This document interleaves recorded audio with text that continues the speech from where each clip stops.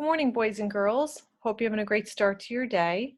Today we are on session 11 of our Reader's Workshop, moving right along, almost finished with our unit, which has been one of my favorites. And it's titled Turning to Primary Sources to Better Understand History. And before we get started, I wanted to share a couple of things with you. One being is that this is not the first time that we're working with primary sources. If you remember, in our American Revolution unit, we looked at primary sources when we were studying the Boston Massacre or the Boston Tea Party. We can think back to even when we were learning about the Native Americans. Primary sources are photos, images, maps, letters, and they always enrich our understanding of a time period. They always give us a better perspective on what was happening at that time. And so just like our history lessons, those primary sources can help us better understand when we're reading historical fiction. Now, one thing I wanted to share with you, I was very excited to do this lesson, is that, and my students know this already, historical fiction is my ultimate favorite genre to read. And there are so many reasons why, but I guess the most meaningful reason is that I love learning about history. Social studies is my second favorite. And while learning, really sort of taking the journey of history with a character. With that said, though, I know that part of my responsibility as a reader of historical fiction is understanding the time period.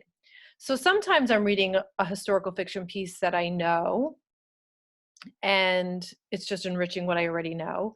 And sometimes I challenge myself to read a historical fiction book of a time period I don't know much about. And that's where the work comes in, because as a historical fiction reader, it is your responsibility always to have a good sense of the time period that you're reading. And if not, you've got to do some work to do that. So before we get started, I actually wanted to share, I just finished another historical fiction, believe it or not, this past weekend. And it has to do, actually, part of it takes place in the 1900s. And this young girl actually was living on a farm in Katona and then moved down into the city. And so I'm going to just read a part of it to share with you when she gets into the city with her mom. Coming to a halt, she shielded her eyes with one hand and squinted up at a drab, dark building. This is it. She pulled me down a narrow passage squeezed between the buildings like a chute for pigs that dropped us out into a large courtyard. The tenements in New York City were unlike anything I'd known. Clapboard sidings rose up on all sides, filled with windows and balconies, lines of strung laundry dangling between them. A group of grimy, barefoot boys screamed and kicked a ball that went smashing into the wall and bounced back at them. A woman with a scarf on her head leaned over a balcony, shouting to a woman who stuck her torso out a window across the way, shouting back. A weary-eyed man sat on a barrel, playing a harmonica, looking as if he'd rather be somewhere else. Another leaned against a brick wall, fanning himself with his hat. And it goes on from there. So we know a little bit about tenement buildings, because we're learning about that time period. But perhaps you never really thought about what it looks like. So I did some work looking for some images to share with you today. And so if I hadn't known about what a tenement was, if I didn't get a sense of what it was like for this character coming into the city from, at the time, Katona being all farm, she lived in a cabin.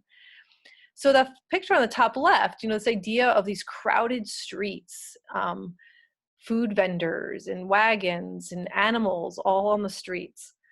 And I actually found a picture of some boys playing in what would be considered an alleyway or a courtyard. And strung laundry. There's a picture of laundry being hung up to dry. And again, top right, a picture of sort of an alley, a courtyard where Families might talk across windows and share stories and communicate. And then finally, just a picture of, and I know you've seen pictures of this, but these very small, confined spaces. So again, a time period we kind of know a little bit about, but using the internet, finding photos to help us enrich our understanding of a time period when we're reading about it is invaluable. So let's talk a little bit about the story that we're reading, your teachers are reading with you, which is Number the Stars. And I want us to draw our attention to a part in the story where Anne-Marie is talking to Kirsty and telling her one of her stories, and she's thinking of King Christian X. And the part talks about, I'll read it to you. It says, how the people of Denmark loved King Christian. He was not like fairy tale kings who seemed to stand on balconies giving orders to subjects, or who sat on golden thrones demanding to be entertained and looking for suitable husbands for their daughters. King Christian was a real human being, a man with a serious, kind face. She had seen him often when she was younger. Each morning he had come from the palace on his horse, Jubilee, and ridden alone through the streets of Copenhagen, greeting his people. Sometimes, when Anne-Marie was a little girl, her little older sister, Lise, had taken her to stand on the sidewalk so that she could wave to King Christian. Sometimes he waved back to the two of them and smiled. So, you know, it's hard to imagine that your country's leader would, on their own, sort of travel through the streets, connecting with the people. But here's a real picture. There he is on his horse, and you know, being followed by some citizens of Denmark, and how he was adored. You can imagine that connection he made with his people, and thinking about how he can connect with them and make them feel that he was there, really truly there for them and protecting them.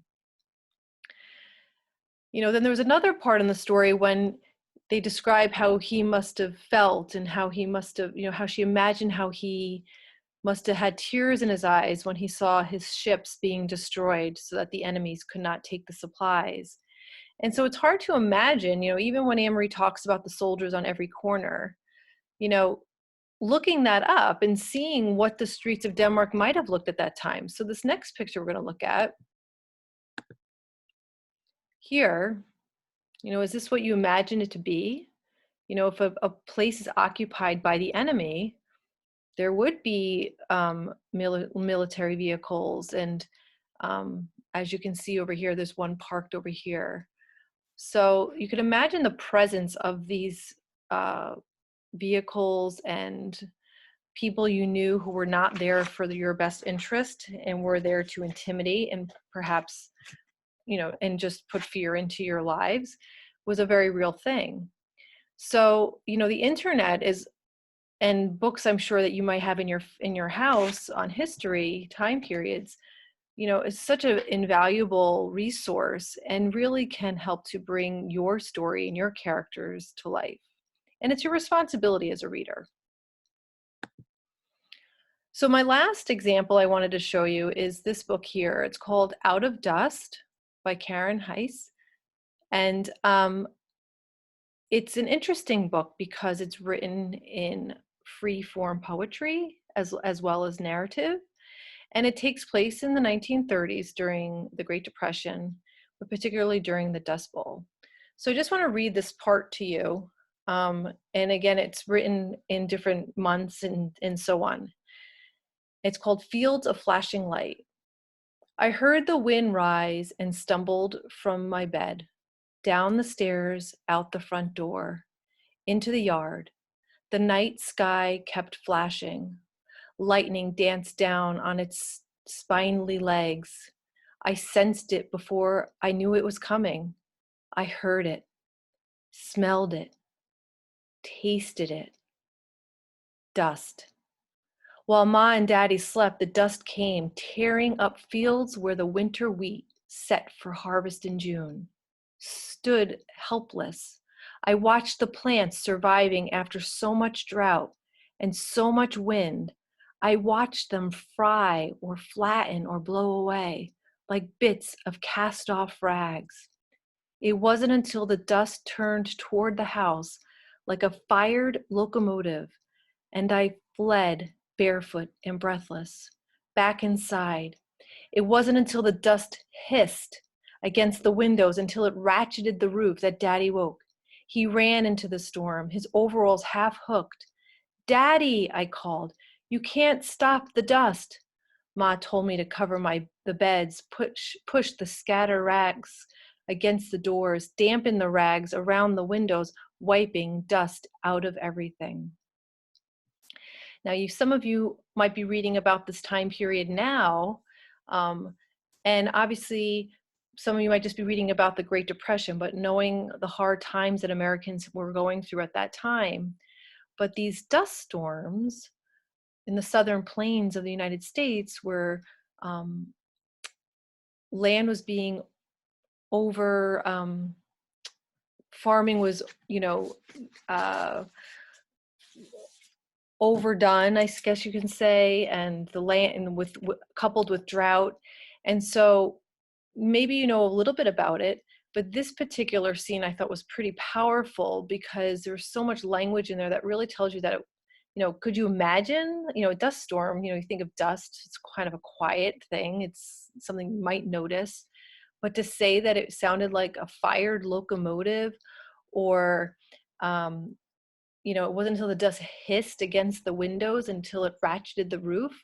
I mean, it compels you to want to know more about this time period, knowing more about how it affected people. And so I looked online and I found some pictures for us to look at. And here we have literally one of these dust storms coming through. And as she says, she saw it coming. She saw it ripping up the crops before it actually hit the house. And it's hard to tell, but in this bottom right picture, you can see all of the dust. Here are like wagon wheels, okay? And it looks like it takes up part of this shed here. And of course, this one picture up here of a young boy, you can see how barren and dry it is and covering his mouth. People got sick from all of this dust that was just circulating in the air. So pictures tell us so much about history, and it's so important that we maintain these pictures, we treasure these pictures. They all tell stories, and they also help us learn more about the stories that we're reading. So today, what I would like you to do, well, actually, before we do that, so there's a couple things that we can do. First of all, we've used this word before, synthesizing. And when we synthesize in reading, right, we're putting all of these parts together to get a bigger idea. So the word synthesize came a lot up when we were doing our research on reading extreme weather, right? Taking parts of different resources and sort of bringing it all together to learn more and get a bigger, stronger idea about it. So we could do the same when we're reading our historical fiction books. We can draw from images, okay? And we can see how it helps support us in our thinking. So we want to ask, what part of the novel do outside sources fit in? Did any of the pictures I shared with you, even with the tenement museum, the tenement building, maybe that helps you with your journal writing this week. Thinking about King Christian, he's a real person, and he really did those things and was really loved by his people. Does it help you? And where does it help to raise more questions maybe? Like, where do you take that information now that you've maybe read about something or a time period or looked at pictures? And then, of course, how does it fit in with what you already know? How does it add on? You see, does it fit? Does it add on? Most times it's going to add on, which is a good thing, but also could add on to something that already fits for you. So for today, what I want you to do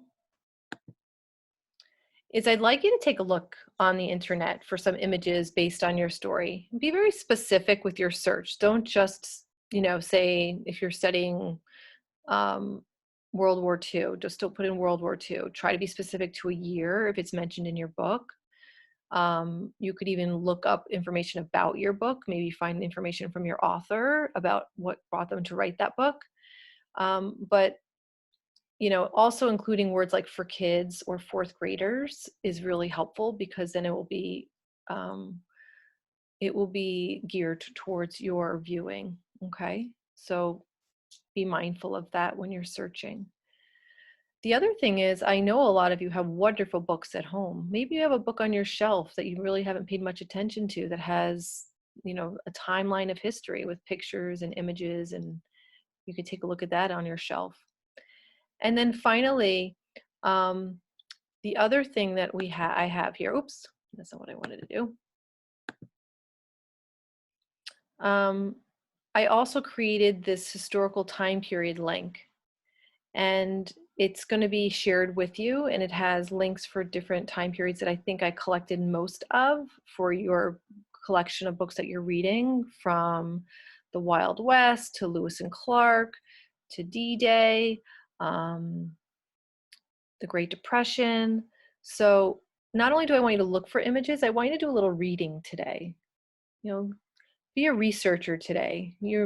If you're not finished, you're almost finished with your books, and it's your responsibility to sort of put it all together. So hopefully you could add on and fit in. So you're going to look for pictures. You're going to check out these links that I put together for you. And then finally, you're going to go to your e-reader's notebook. So you're going to do a little investigating, some sleuthing beforehand. And then in your reader's notebook, you're going to answer these questions. Do these images that you found today fit with what I've been picturing all along?